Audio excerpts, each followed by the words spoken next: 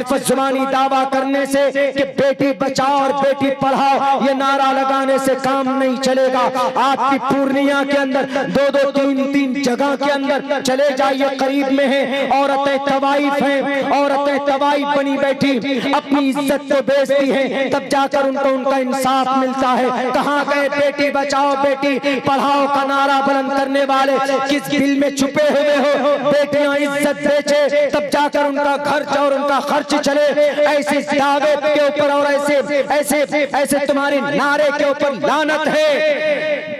Member of parliament वो ब्रिजभूषण, वो उत्तर प्रदेश के गोंडा का एमपी, वो गोंडा का नहीं वो गुंडे का एमपी है, इसलिए कि समाज की बेटियां तकरीबन 7 बच्चियां आज दिल्ली जंतर मंतर के ऊपर बैठी हुई, उनको इंसाफ नहीं मिल रहा। नबी के दामन में आओगे तो इंसाफ मिलेगा।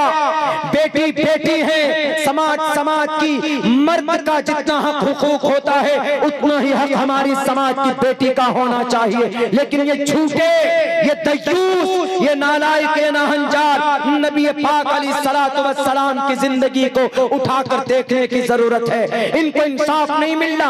उन बेटियों ने कहा कि हमारे लिए हमारे अध्यक्ष ने सेक्सुअल हैरेसमेंट हम पर किया, यानी हमारी इज्जत व आबरू पर हाथ लूटा।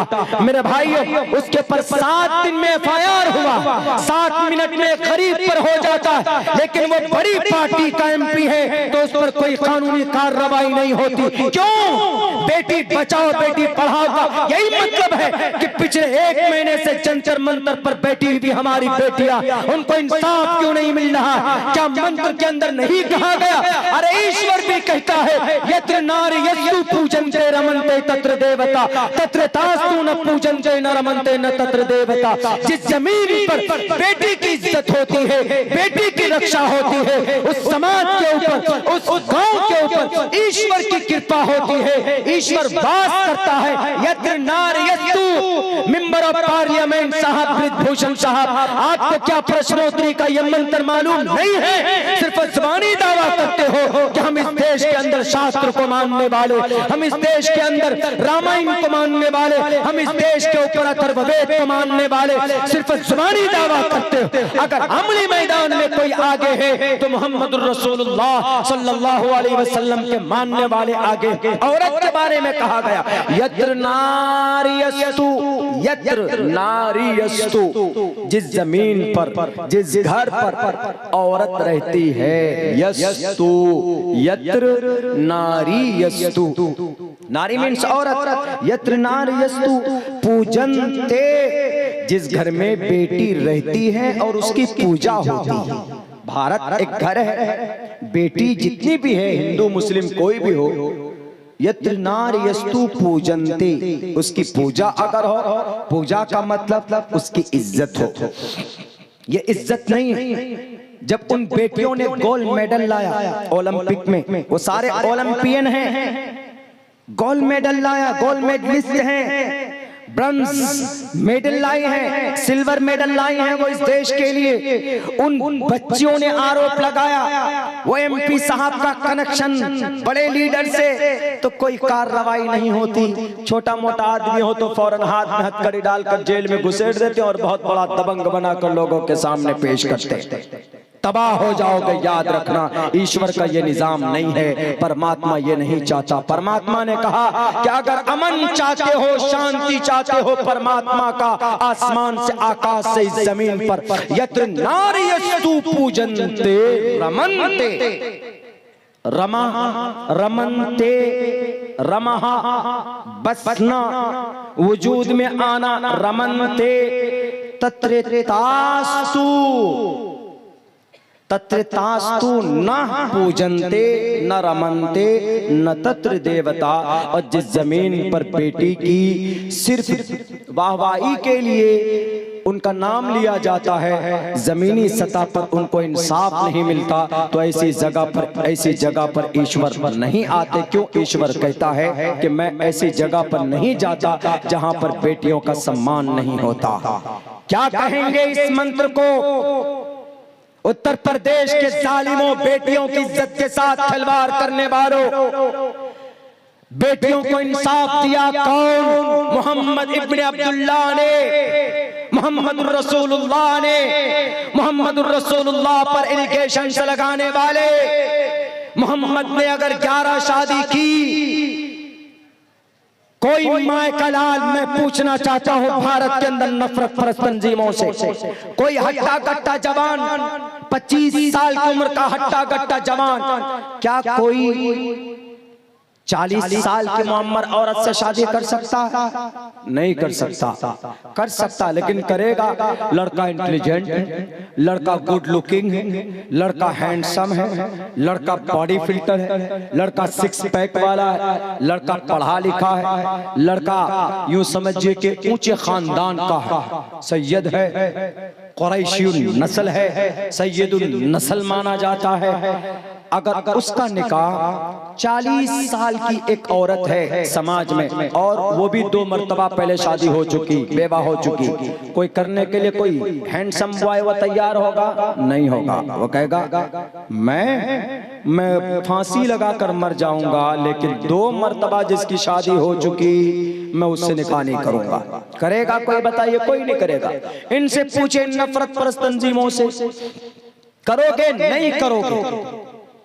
लेकिन मोहम्मद रसूलुल्लाह सल्लल्लाहु अलैहि वसल्लम ने किया है, ये पैगाम देने के लिए, लक़द काना लकुम फी रसूलिल्लाहि उस्वतुन हसना। क्या लोगों, तुम्हारे सामने अगर कोई लड़का यंग है, गुड लुकिंग है, लड़का हैंडसम है, लड़का खूबसूरत है, लड़का पैसा वाला है, लड़का ऊंचे खानदान का है, लड़का मालदार कबीले से आता है, लेकिन उधर एक औरत है तो 40 साल की औरत है, बूढ़ी औरत है, लेकिन अगर पैगाम निकाह आए तो निकाह कर लेना।